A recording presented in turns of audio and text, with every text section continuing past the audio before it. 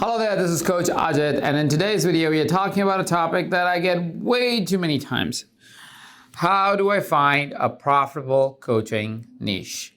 How is it that somebody, as a coach, as a life coach, as a business coach, as a health coach, a wellness coach, how do you find a profitable niche? But before we get there, let's answer a more important question, which is often asked by coaches more specifically, which is, do I even have to find a niche?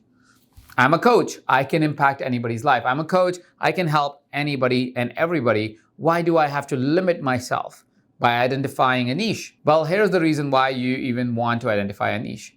You see, you are right in saying and thinking that you're a coach. You can help anybody and everybody.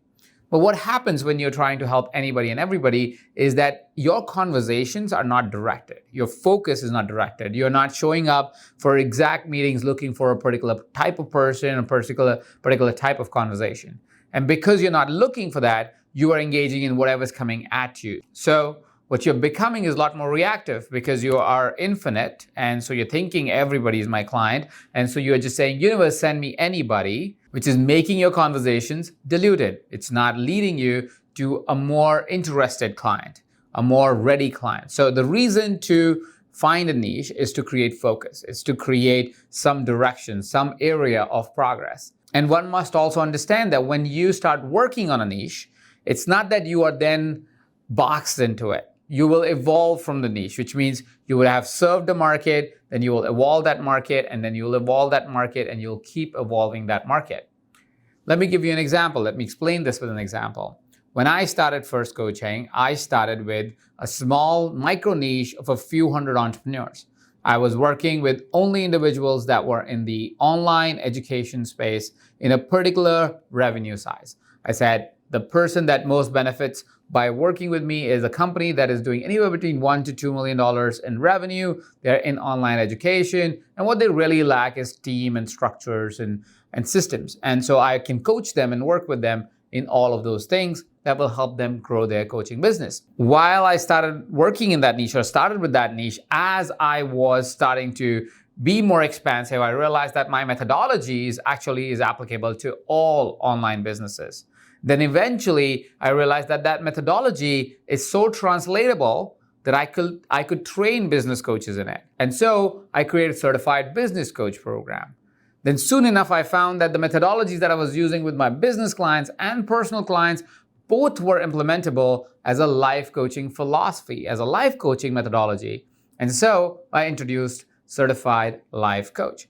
Now, right now, we have open enrollment for Certified Life Coach. So if that's something that you're interested in, we'll post that link below. And let's get back to the topic. So that is why you want to identify a niche, but then also see your niche as an ever-expansive opportunity as you evolve, as your focus and your direction needs to evolve. And that is what will happen. But you don't start with saying everybody is my client. You start by saying a type of person is my client. And here is how you will define that person and find out if this particular market is profitable. We'll get into questions and exact descriptions on how to really find out if a particular niche is profitable and if this is the perfect niche for you. But before we get into that, so there are two things to consider when you're identifying a niche. First is learned skill, and second is lived experience. And both of these ways are the right ways to get in the market. Let's talk about learned skill. Learned skill is where you go to a training school like EverCoach, and you train yourself into the skill of a particular type of coaching. Say, for example, you decided to do the Certified Life Coaching program with us. It's a learned skill that you would have if you had no prior experience or have evaluated your own coaching philosophy. It's a learned skill that you would have. Now, secondly, is a lived experience, which means you may have lived a particular life. And based on that life, you want to coach, right? There's an experience of life you've had. You may have integrated some learned skill in it, but at the same point in time, it more stems from your living of your life. And so the clients that you're really seeking are more in the direction of people that are more like you maybe 2-3 years ago. Let's take an example of a lived experience coaching niche. A lived experience coaching niche is, for example, you are somebody who helps people lose weight in a gentle way, right? And because you're working with such an audience, it might be because you 2, 3, 4 years ago was living that experience. And because you lived that experience, you know exactly who that person is, you know how they operate, what their feelings are, what their emotions are. And so now today, you want to work with this exact person. You want to work with an older version of you. And that is you finding your niche by asking the same set of questions that I'm going to give you in a second, but because of your lived experience. Now, you could do the same outcome if you have a learned skill of helping people lose weight. You may not have lived that experience fully or in the capacity that this lived experience person did, but you are passionate about the topic. You're passionate about health. You're passionate about well-being. And so you can create a coaching niche or enter a coaching niche based on your learned skill, right? Neither of them is wrong. None of them is better than the other. It is just experiences or a skill, and your capability that you've developed from either of the ways really matters when you are actually working with a client. The reason why I wanted to give you this distinction is because if you understand lived experiences and learned skill, you'll be able to say, okay, which is the kind of coaching I want to do? Do I want to do a lived experience type of coach? Do I want to only work with people that have had the same experience as me and my market will evolve as I will evolve? Or I'm a learned skill kind of a coach where I want to acquire a particular skill and work with a marketplace. This is also why coaches sometimes feel like, oh, if I don't have a successful business, I can't coach a business. That's not true. It's not always about a lived experience. Sometimes it's about a learned skill. So with that in mind, here are some questions that will guide you to identify your niche. If you take the time, if you take an hour to really answer these questions, really ponder on them, you will find that there will be a sense of clarity that will come through to you, that after which questioning your niche or where will I find a profitable niche will become a really easy thing. You will not really struggle with that. So let's go take a dive into these questions that will help you identify your profitable coaching niche. The first question that you must answer is, who do you serve? Who is the person that is the perfect person for you to serve?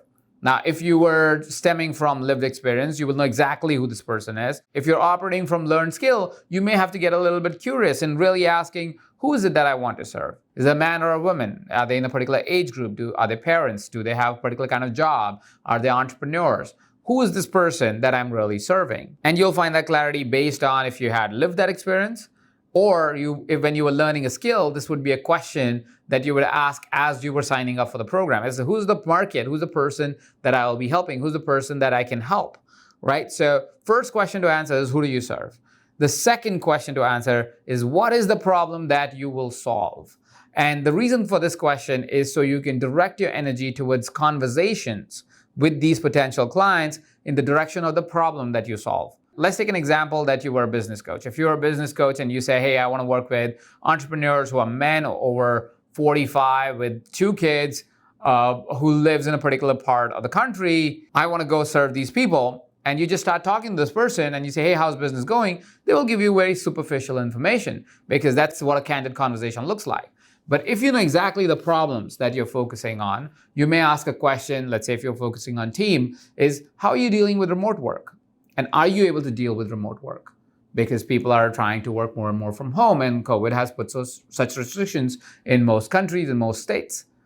So a question like that, which would be more directed, which will help you identify exactly the problem that you'll be solving for a client and will open up a dialogue in that context. And that's why it's so important for you to know exactly the problem that you're working with. The third question is, why you? And this really stems into your story or your methodology. Again, depending on if it's your lived experience, you probably lean a lot more into the story. And if you are a learned skill, you probably more lean into your methodology. If you did one of our methodologies like Certified Life Coach or Business Coach, you could talk about that methodology. And that's basically the answer to this question. How do I help solve this problem? I help solve this problem by helping people be more aware of what's happening in their life. I help them really re-engineer their mind and organize their mind. I really help them build bioengineering habits and protocols for themselves. And I really help them build a habit of meditation and guide them through it. And because of that, you have a clear distinction of why you are the perfect coach for this category of person. Which brings me to the fourth question. The fourth question is, what is the pain that your client will not experience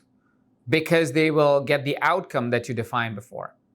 Here's the reason why this question is so critical. You see, a lot of the times we go, okay, there's a problem, right? Somebody is, let's say, overweight, or somebody feels like they have gained too much, right? During the holidays or something like that. They feel that way. If that has happened, that's a matter of fact, and they may state it as a problem. But what does it feel like for them? Do they feel more lethargic? Do they feel like they lack energy? Do they feel like they can't engage with their partners or their family members or their kids? Because that feeling is what we are really solving. And if you know the feeling that your client has, the feeling that they're experiencing, you will find that it's easier to communicate with them because you can have a heart-to-heart conversation. You're not just talking surface level, here's the problem, let me give you 5 steps to really solve the problem. You know exactly how they feel when they are in that problem, when they're in their head, when they're in that body, when they're in that situation of business, when they're in that relationship. You know the pain. So now you can talk to the pain. You can really communicate with the pain, which makes it easier for you to relate to the person and not in some superficial way, which kind of talks about the problem but doesn't really do anything in the sense of connecting with the client. The next question that you want to answer is, where do these people hang out?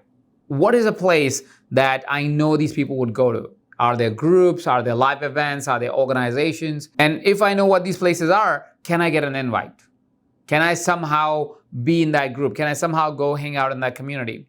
Here's the reason why this is so important, right? And that is what makes it profitable niche and not just a niche. The first questions will help you identify the niche. But what makes it profitable is your access to the niche. If you have access somehow, it doesn't have to be like you need to know the who's who of the community. For that matter, you want to know the people who are on the ground for the community, because those people are real people that are connecting, looking for coaches. They're the ones that are looking for solutions. They're not found a solution. They don't have any ego around them. They really are looking for somebody that can help them live a better life. You want to find out groups like that. You want to go, okay, what are those groups? Where are these groups? Can I go hang out in there? Is there a possibility that I can actually engage with this community in one way or another? Can I go to these events? Can I get an invite to these events? Because as you get invited to these events, as you end up in this community, because you answered the above questions, you will be able to build a heart-to-heart connection with you and your potential client. And then you can follow structures that lead to great coaching conversations and enrollment if the person is right to engage with you. Which brings me to the final step to really know which one's a profitable niche. Get invited to a few of those events. Show up for a few of those groups and those events. And really invest time in listening what people are saying. What you're listening for in your potential clients in these groups. Is there just pain, or is there an intent to solve the pain? The reason why you're looking for the intent to solve the pain is because a lot of times people just like to talk about their pains and problems in life. They don't necessarily want to solve it. They're not actually looking for a solution. They just want to be able to express the problem, right? And that is okay if you were a therapist, but you're a coach. You're most likely solution focused, and most likely your clients are going to pay you to get to an outcome. And that is what these meetings will do for you. Going into these groups, listening, don't try to coach them, don't try to enroll them, don't do any of that. Go there as a curious listener, curious and interested person, and just engage in dialogue. Really see what people are doing to solve the problems that they are saying they have. And as you'll interact with all these amazing individuals that are really trying to solve these problems for themselves, you'll be able to identify if this is a paying community, if this is a community that is willing to invest time and money, and of course that will lead to change in their lives to get the outcome that they want. And if they're not interested, you know this niche is not going to be profitable. If they are interested, before even you made your first offer, before you offered your first package, before you did anything, you now know that this community is willing to pay.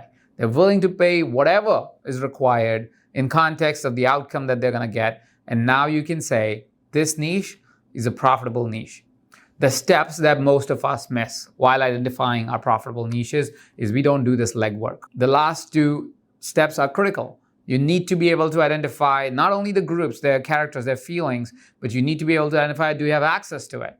And if you have access, can you go in there and actually listen to them? If you would really know if this is going to be a profitable niche for you or not. I'm pretty confident if you do all these steps, you will be able to identify a profitable niche. What do you think I missed? If I missed anything, or what is it that resonated with you in this video? Share with me in the comment section below. I'd love to hear your thoughts. If you like this video, go ahead and hit that like button. If there's a friend of yours that have been trying to go down this road and hasn't really hit jackpot on profitable niches, share this video with them. If you haven't, for some reason, not subscribed to our channel, hit the red subscribe button and the bell icon so you can get a notification every single time we post a new video. Thank you for tuning in today. I'm Coach Ajit, and you're watching this on EverCoach.